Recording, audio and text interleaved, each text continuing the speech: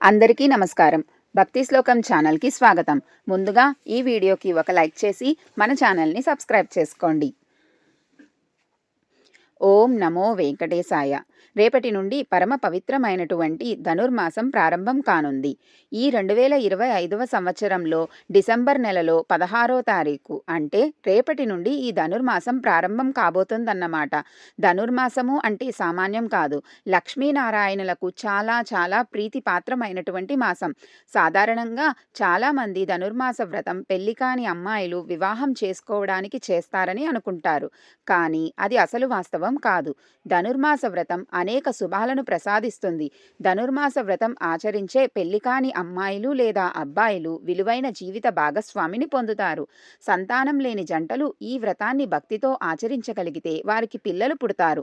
ఆర్థిక సమస్యలతో ఇబ్బందులు పడుతున్నటువంటి వాళ్ళు ఈ వ్రతాన్ని ఆచరిస్తే మీ అప్పుల బాధలు తీరిపోతాయి. అనారోగ్య సమస్యలతో బాధపడుతున్న వాళ్ళు ఈ వ్రతాన్ని ఆచరిస్తే ఆరోగ్యం కుదుటపడుతుంది. అలాగే పేదరికంతో బాధపడుతున్న వారు ఈ వ్రతం ఆచరించడం ద్వారా ఐశ్వర్యాన్ని పొందుతారు. అందుకే ఈ ధనుర్మాస వ్రతాన్ని శ్రీవ్రతం అని కూడా పిలుస్తారు. ఈ ధనుర్మాసంలో ఇప్పుడు చెప్పబోయే విధంగా లక్ష్మీనారాయణులను శ్రద్ధగా భక్తిగా పూజించారంటే తప్పకుండా వారి కోరిక అతి శీఘ్రంగా నెరవేరుతుంది. ఇది పరమ సత్యం. ధనుర్మాసం యొక్క 30 రోజుల పూజా విధానాన్ని, చేయవలసినవి మరియు చేయకూడనివి, పాటించవలసిన నియమాలు కూడా ఈ వీడియోలో చూద్దాం. చాలామందికి వచ్చేటువంటి మొదటి అనుమానం, ఇంతకుముందు మేము ఎప్పుడూ ధనుర్మాస వ్రతం చెయ్యలేదు, మాకు ఆనవాయితీ లేదు, ఈ ధనుర్మాసం పూజ మేము చేసుకోవచ్చా అంటే హాయిగా చేసుకోవచ్చండి. లక్ష్మీనారాయణుల అనుగ్రహాన్ని పరిపూర్ణంగా పొందటానికి ఇంతకంటే సులువైన మార్గం ఇంకొకటి లేదు. ఈ ధనుర్మాస వ్రతం ఎవరైతే చేస్తారో వాళ్లకు లక్ష్మీనారాయణుల యొక్క పరిపూర్ణమైన అనుగ్రహం కలుగుతుంది. కాబట్టి స్త్రీలైనా పురుషులైనా ఎవ్వరైనా ఈ ధనుర్మాసం పూజ నిరభ్యంతరంగా చేసుకోవచ్చు. ఈ ధనుర్మాసం 30 రోజులు కూడా ఆ స్వామి అమ్మవార్లకి పూజ చేసుకుంటే చాలా చాలా మంచిదండి. అయితే నెల రోజులు మాకు వీలు పడదండి, మరి మేము ఇన్ని రోజులు చెయ్యలేము అని అనుకునేవారు కనీసం 15 రోజులు చేసుకోవచ్చండి. మాకు ఇది కూడా కుదరదండి అనుకుంటే 6 రోజులు చేసుకోవచ్చు, లేదా 4 రోజులైనా సరే చేసుకోవచ్చు. మేము ఇన్ని రోజుల్లో కూడా మేము పూజ చెయ్యలేము అని అనుకునేవారు కనీసం ఒక్క రోజైనా సరే ఆ స్వామి అమ్మవార్లను భక్తి శ్రద్ధలతో పూజించండి. తప్పకుండా ఆ స్వామి అమ్మవార్ల అనుగ్రహం అయితే కలుగుతుంది. అయితే ఆ ఒక్క రోజు ఎప్పుడు చేస్తే మంచిదండి అంటే ధనుర్మాసంలో వచ్చే శనివారాల్లో స్వామివారిని పూజిస్తే చాలా చాలా మంచిదండి. లేదంటే ఏకాదశి రోజుల్లో కానీ ఆ స్వామివారిని పూజించవచ్చు. అయితే ఈ పూజ ఎప్పుడూ కూడా తెల్లవారుజామునే చేయాలండి. అంటే స్వామివారికి సుప్రభాత సేవ అంటే చాలా ఇష్టం కాబట్టి 4 గంటల నుంచి 6 గంటల లోపు మీరు ఈ పూజ అయితే చేయాల్సి ఉంటుంది. రోజు ఇదే టైంకి చేయాలి. ఒకవేళ ఇంత ఉదయాన్నే కుదరకపోయినట్లయితే కనీసం ఉదయం 8 నుంచి 9 గంటల లోపులైనా సరే మీరు పూజ చేసుకోవడానికి ప్రయత్నించండి. ఇంతకీ ఈ ధనుర్మాసం పూజ ఎలా చేయాలి అంటే బ్రాహ్మీ ముహూర్తంలో నిద్రలేవాలి. ఉదయం 4:30 నుంచి 5 గంటలలో పూజ ప్రారంభించగలిగితే సూర్యోదయానికి ముందే పూజ పూర్తి చేయగలుగుతారు. ప్రాతకాలంలోనే నిద్రలేచి చక్కగా ఇల్లు వాకిలి శుభ్రం చేసుకొని ఇంటి ముందర ముగ్గు వేసుకొని పురుషులైతే చక్కగా తలస్నానం చేయాలి.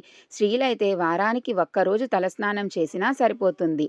మిగిలినటువంటి రోజుల్లో మార్జనం చేసుకోండి. అంటే ఓం పుండరీకాక్షాయ నమః అని చెప్పి తల మీద నీళ్లు ప్రోక్షణ చేసుకుంటే సరిపోతుంది. స్నానం చేసిన తర్వాత తెలుపు రంగు వస్త్రాలని ధరిస్తే చాలా శుభప్రదం అండి. మగవాళ్ళైతే తెల్లని పంచ, తెల్లని కండువ, స్త్రీలైతే బార్డర్ ఉన్నటువంటి తెల్ల చీర ధరించవచ్చు, లేదా మామూలు చీరలైనా ధరించవచ్చు. నల్ల చీరను మాత్రం అస్సలు ధరించకండి. చక్కగా బాగా ఉతికి ఆరవేసిన వస్త్రాలని ధరించిన తర్వాత ఊర్ధ్వ తిలకం ధరించండి. అంటే చక్కగా తిరునామాన్ని పెట్టుకోవాలి. స్త్రీలు కూడా తిరునామాన్ని ధరించవచ్చు. ఆ తరువాత పూజా గదిలో ఒక పీట మీద గాని, లేదా ఒక చాప మీద గాని కూర్చొని లక్ష్మీనారాయణులకు పూజ చేయాలి. లక్ష్మీనారాయణుల విగ్రహం ఉంటే ఆ విగ్రహాన్ని పూజించవచ్చు. లేదా ఫోటో ఉంటే ఆ ఫోటో అయినా పూజించవచ్చు. గోదాదేవి ఫోటోతో పాటు శ్రీ రంగనాథుడి స్వామి ఫోటో ఉంటే ఆ స్వామి ఫోటోకి పూజ చేసుకోవచ్చు. లేదా శ్రీకృష్ణ పరమాత్మ ఫోటో కానీ, సీతారాముల ఫోటో కానీ, వెంకటేశ్వర స్వామి ఫోటో కానీ, లేదా రాముడి విగ్రహం, లేదా శ్రీకృష్ణుడి విగ్రహం, లేదా వెంకటేశ్వర స్వామి విగ్రహం, లేదా సాలగ్రామం, విష్ణుమూర్తికి సంబంధించినటువంటి విగ్రహము కావచ్చు, ఫోటో కావచ్చు, ఏదైనా సాలగ్రామం కావచ్చు. దానికి చక్కగా పూజ చేసుకోవచ్చు. పూజ ఎలా చేయాలంటే, పూజ గదిలో ఉన్నటువంటి భగవంతుడి సామాన్లన్నీ చక్కగా శుభ్రం చేసుకొని, ముందుగా భగవంతుడి చిత్రపటాన్ని తుడిచి, చక్కగా గంధము, కుంకుమ బొట్లు పెట్టుకొని దీపాలు వెలిగించాలన్నమాట. దీపంలో ఆవు నెయ్యి కానీ, నువ్వుల నూనె కానీ పోసి 3 ఒత్తులు వేసి చక్కగా దీపాలు వెలిగించి, భగవంతుడికి తులసీ దళాలను సమర్పించి, పూలను సమర్పించి, చక్కగా పంచామృతాలతో శ్రీ మహావిష్ణువుకి అభిషేకం చేసినట్లయితే కీర్తి, యశస్సు కలుగుతుంది. అంతేకాదు ఆయురారోగ్యాలు, అష్టైశ్వర్యాలు కలుగుతాయి అని మనకు పురాణంలో చెప్పి ఉన్నారు.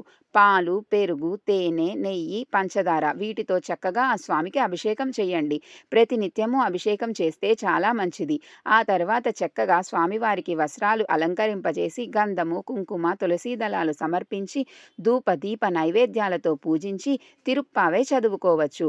విశేష నైవేద్యంగా దద్దోజనం లేదా పులిహోర లేదా చక్కెర పొంగల్ లేదా పండ్లు కూడా సమర్పిస్తారు.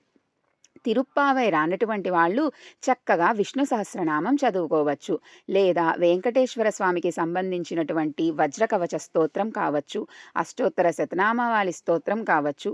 ఏమీ రానటువంటి వాళ్ళు చక్కగా గోవిందనామాలు చదువుకొని స్వామివారికి పూజ చేసినట్లయితే అకాల మృత్యు దోషాలు తొలగిపోతాయి. ఆయురారోగ్యాలను, అష్టైశ్వర్యాలను లక్ష్మీనారాయణులు ప్రసాదిస్తారు. నమ్మకంతో స్వామిని పూజించినట్లయితే జీవితంలో వారికి ఎటువంటి కొరత కూడా ఉండదు. ఇది సత్యం. ముఖ్యంగా ఈ ధనుర్మాసంలో ఎవరైతే శ్రీ మహావిష్ణువుకి తులసి మాలల్ని సమర్పిస్తారో, చక్కగా తులసితో ఒక మాల సిద్ధం చేసి దేవాలయానికి తీసుకుని వెళ్ళి స్వామివారికి సమర్పిస్తారో, లేదా ఇంట్లోనే స్వామివారి మూర్తికి తులసి మాలను సమర్పిస్తారో, అటువంటి వాళ్లకు అభీష్ట సిద్ధి కలుగుతుంది. ఆర్థిక సమస్యలతో ఇబ్బంది పడుతున్నటువంటి వాళ్లకు ఆర్థిక సమస్యలు తొలగిపోతాయి. వివాహం కానటువంటి వాళ్ళు ఈ నెల రోజులు కూడా స్వామివారికి తులసి మాలను సమర్పించినట్లయితే వచ్చే సంవత్సరం లోపల చక్కగా వివాహం జరుగుతుంది. సంతానం లేనటువంటి వాళ్ళు ఈ నెల రోజులు కూడా స్వామివారికి తులసిమాలను సమర్పించి తిరుప్పావై చదివినట్లయితే తప్పకుండా వచ్చే సంవత్సరం లోపల సత్సంతానం కలుగుతుంది. అంతేకాదు అనారోగ్య సమస్యలతో ఇబ్బంది పడుతున్నటువంటి వాళ్ళు స్వామివారికి తులసిమాలను సమర్పించినట్లయితే మంచి ఆరోగ్యం సిద్ధిస్తుంది. అంత తులసి మాకు దొరకదు స్వామి అన్నటువంటి వాళ్ళు కనీసం తులసి దళాలతో అయినా స్వామివారిని పూజించడానికి ప్రయత్నించండి. ఇంకా మనకు పురాణాల్లో పెద్దలు ఏం చెప్పారంటే, ఈ ధనుర్మాసంలో ప్రాతకాలంలో చక్కగా స్నానం చేసి ఇంట్లో దీపారాధన చేసి భగవంతుడికి నమస్కారం చేసుకొని దగ్గరలో ఉన్నటువంటి విష్ణుమూర్తి దేవాలయానికి వెళ్ళి ఆ దేవాలయం శుభ్రం చేసి, అంటే ఒక వస్త్రం తీసుకొని దేవాలయం అంతా కూడా చెత్త ఊడ్చి శుభ్రం చేసి దేవస్థానం ముందర కల్లాపి చల్లి ముగ్గు వేసి పూజ అయ్యే వరకు ఉండి హారతి తీసుకొని గోవిందా అని నమస్కారం చేసుకొని ఎవరైతే వస్తారో వాళ్ళు 7 జన్మల్లో చేసినటువంటి పాపాలన్నీ కూడా తొలగిపోతాయి. వారి జోలికి యమభటులు రారు. వారికి వైకుంఠ ప్రాప్తి కలుగుతుంది అని మనకు పెద్దలు ఏనాడో చెప్పి ఉన్నారు. మోక్షం పొందడానికి ఇది ఎంత సులువైనటువంటి మార్గం కదా.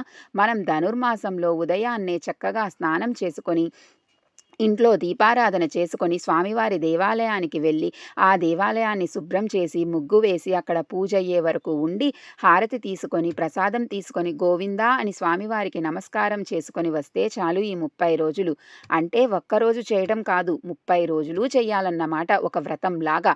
అలా చేసిన వారికి వైకుంఠ ప్రాప్తి కలుగుతుంది. లక్ష్మీనారాయణుల సన్నిధానంలో వాళ్ళు ఒక కల్పం పాటు ఉంటారు. వారి జోలికి యమదూతలు రారు అని చెప్పి ఉన్నారు. తప్పకుండా కుదిరిన తెలియనటువంటి వాళ్ళు ఇలా చేయడానికి ప్రయత్నించండి.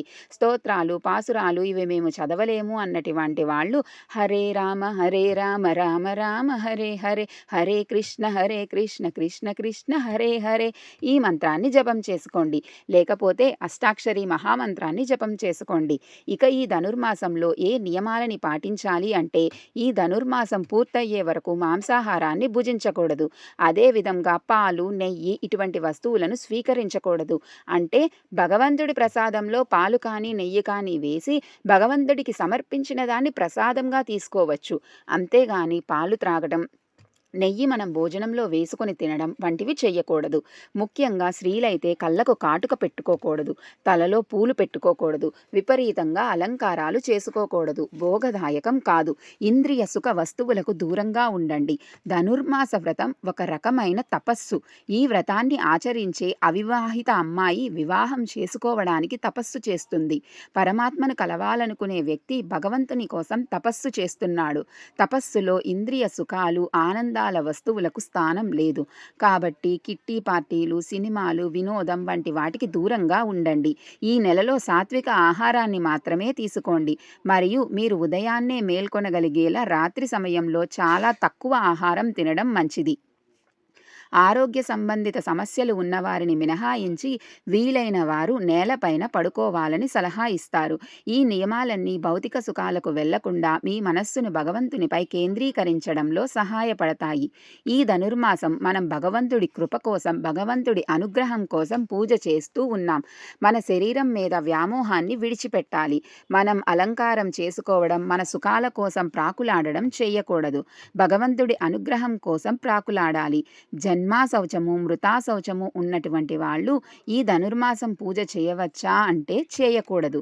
స్త్రీలు ఈ ధనుర్మాసం పూజ చేసేటప్పుడు నెలసరి సమస్య వస్తే 5 రోజులు విడిచిపెట్టి 6వ రోజు నుండి పూజ కంటిన్యూ చేసుకోవచ్చు. ఆ 5 రోజులు మీ భర్తను కానీ మీ పిల్లల్ని కానీ ఇంట్లో పూజ చేయమని చెప్పండి. 6వ రోజు నుండి చక్కగా మీరు ఈ వ్రతాన్ని కొనసాగించడంలో తప్పు లేదు.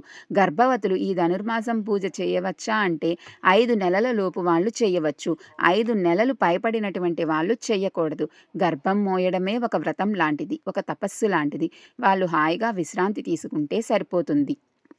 ఇక పూర్వ సువాసినులు ఈ ధనుర్మాసం పూజ చెయ్యవచ్చా అంటే హాయిగా చేసుకోవచ్చు. వాళ్ళు శ్రద్ధగా చేసినట్లయితే ఇక ఏ జన్మలో కూడా వైధవ్య బాధ అనేది కలగదు.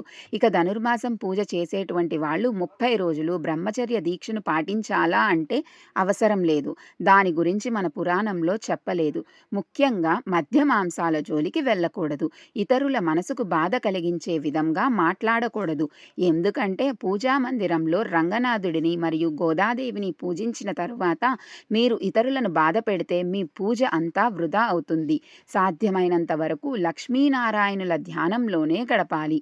మీకు ఈ వీడియో నచ్చిందా?